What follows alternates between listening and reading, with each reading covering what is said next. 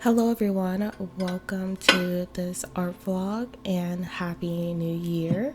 I hope your new year has been full of great things. This new year feels like, at least this January feels like it's going by so fast, and I have so many things that I wanted to do and I didn't really do most of them. In the last video, I said I had big goals for this painting. You saw me work on the little bits of the painting, and I didn't really share much of the process. And I did mention that I also had big goals for this painting because I wanted to reflect what I wanted to do going forward. And that didn't really happen. I spent a lot of the time not really painting or working on art unless I was in the ceramic studio.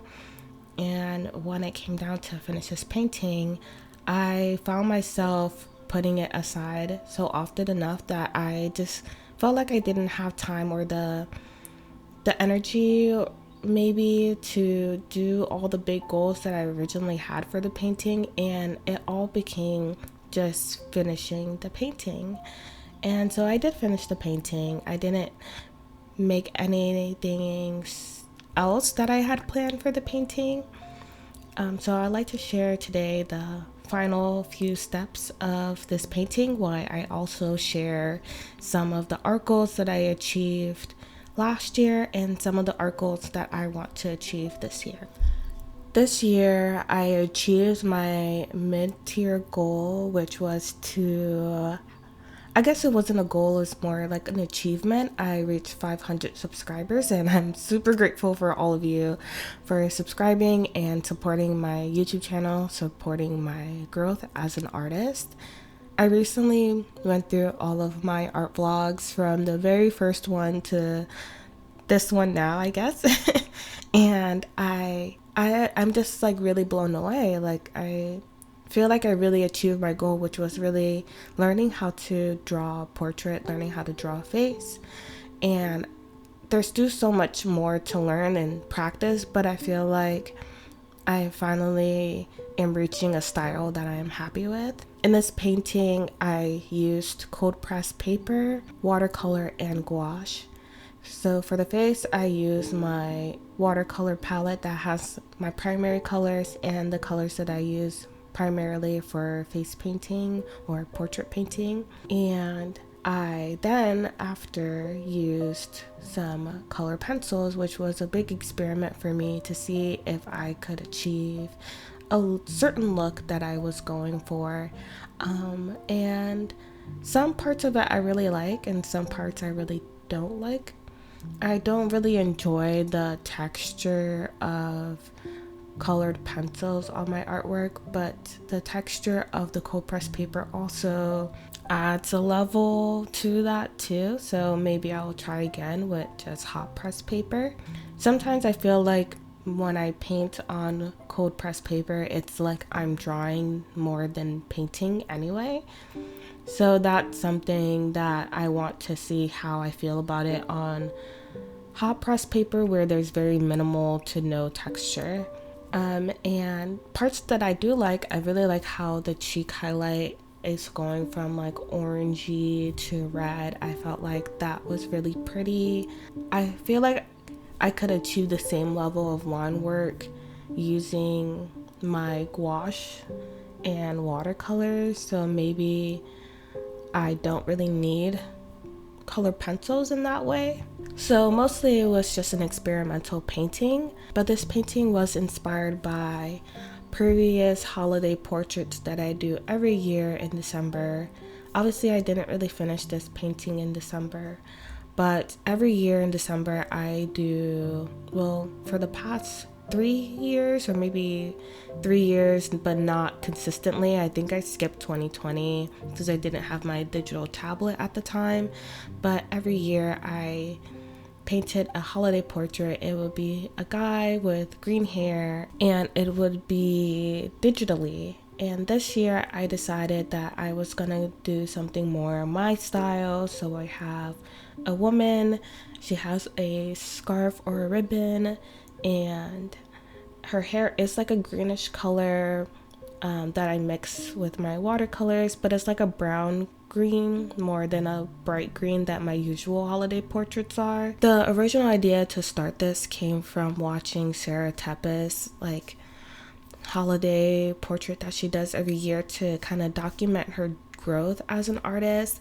And I have a couple of paintings like that too, like my pink mood painting I share every year for the past 3 years. I think this is the third year, or last year was the third year I painted that portrait, and I do see a tremendous amount of growth.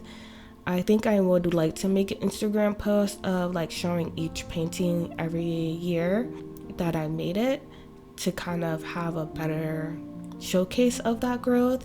And I think that's the most important thing about like redoing artwork that you've done in the past. I like doing that because I like to see how much I've grown, and also to revisit an idea that I originally had that I don't think I executed quite well enough. Even with this painting, I did struggle a lot with the last part of the scarf there. For some reason, in my head, the scarf just looked kind of odd, like it didn't really fit in the space that it was in. Like the shadows and the highlights weren't quite correct, and that's something that I need to work on, like work on fabric and how does it move in three-dimensional spaces. I've also been thinking about ways to make my art more 3D instead of 2D in a way, like really highlighting shadow shapes in my artwork and not being afraid to add shadows in my work as well. So that's something that I'm going to be doing in my next painting, which I already have an idea for, but I haven't started yet. I haven't started yet because I have been working on my shop, which was my second goal that I achieved. I really wanted to open up a shop, open up a website, have a portfolio, and I'm slowly working my way to that. I am moving my open date to my shop launch to February. I was thinking February 18th because that will be the week after my birthday, and I will have all of my ceramic pieces back by then. And I have a couple of water vessels, like artist water cups, and I have a couple palettes, and I have a couple of mugs as well. They're all like dandelion themes, and my palettes are like my little bee palettes. So I'm really excited to share all of that with you guys when they're done and out of the kiln. I'm thinking next art vlog, or maybe a video before the art vlog, I'll share all of my ceramic pieces with you. I also encourage you to check out my Instagram, because on there I share all of the progress and things that I'm making in my ceramics class, and also what I'm working on in the studio. The third goal that I like to talk about, which I didn't really accomplish, was completing 4 sketchbooks. I don't think I'm gonna bring this goal with me to the next year or this year, because I felt like I was putting a lot of pressure on myself to finish a sketchbook. I think in the back of my mind, I'm gonna always strive to complete a sketchbook and share it with you guys, but I'm not gonna be super strict with the number of sketchbooks that I am trying to finish.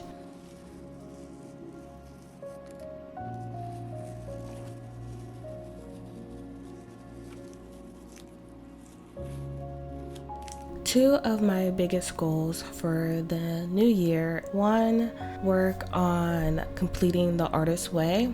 I did purchase the book, and I want to journey into The Artist's Way and use my new Hobonichi Chocho to journal more about it. I haven't even used it this month, and that's kind of upsetting to me, so I definitely want to work on actually using it. I know that there's a big change that's going to be happening with me in the next 6 months, so I will be taking a break from YouTube, but hopefully I'll be able to finish and close some chapters to some series that I'm working on. which is the Back to Watercolor series. I would love to finish it this year, so that's what I'm going to be focusing on, and so you'll see a lot more videos focusing on my Back to Watercolor series. I will also be taking a botanical drawing class, probably in that 6 months time where I'll be gone. I won't be gone for 6 months, but 6 months from now I will be gone for maybe a couple months, and which is pretty typical. I feel like on my channel I usually take like a 3 to 2 month break from making art videos, but this time it's going to be in a healthy way and not in a I'm burnt out kind of way. And I thought it would be cool to also share some of the favorite paintings of last year to show you how much I've grown from like my first painting, Sweet Grape, to my painting now. And I also decided to make prints at home. So I have some lovely glossy canvas prints. There are postcard size prints, so they're like cute and mini. I also have some prints that I'm gonna make for actual postcards, so they'll have the postcard design in the back and my art in the front, and some of them will be individuals and some of them will be sets, so they'll come in a. For now, I'm gonna be working on updating my shop. I'm gonna be getting tattooed in February. My shop is gonna be opening in February. Sometimes I find myself dreading going into the new month, especially when I feel like I didn't achieve a lot in the previous month.